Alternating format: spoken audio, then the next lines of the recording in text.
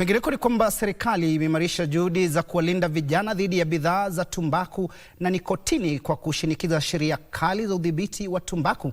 Wizara ya Afya imesema bidhaa mpya za nikotini zimefichua mapengo katika sheria ya sasa na kusababisha kuwepo kwa mapendekezo mapya ambayo kwa sasa yako bungeni.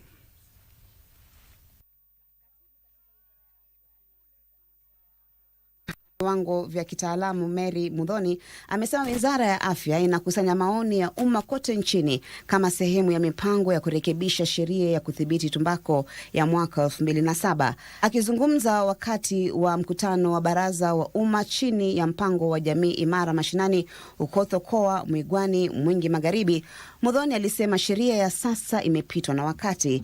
Sheria ya udhibiti wa tumbako ya Kenya ya mwaka 2007 inasimamia matumizi, mauzo na matangazo ya tumbako nchini. Tumeweka sheria na tukasema ya kwamba kama ya ukweli unataka kuleta hiyo sigara kuiuza hapa Kenya, lazima uandike maandishi hapo kwa Kiswahili na Kizungu na uweke picha hapo, uonyeshane madhara ya hiyo sigara.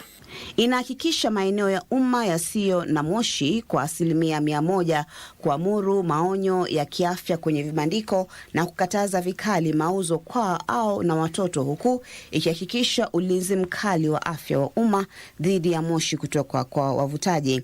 Serikali na watetezi wa afya ya umma wana wasiwasi kuhusu ongezeko la matumizi ya pombe na matumizi ya dawa aina ya nikotini miongoni mwa vijana.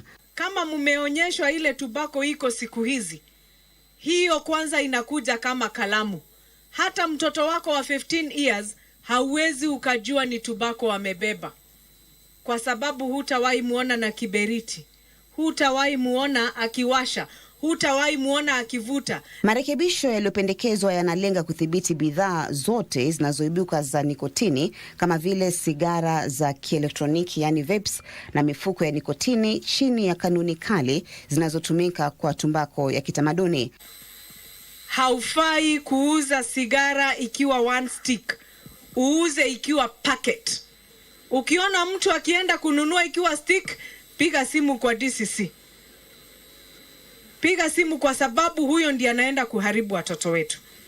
Marekebisho hayo pia yanalenga kutekeleza marufuku kamili ya sigara za kielektroniki zinazotumika mara moja na kuifanya kuwa kinyume cha sheria kutengeneza, kuagiza au kuuza bidhaa zozote za nikotini bila idhini ya wazi kutoka kwa Wizara ya Afya.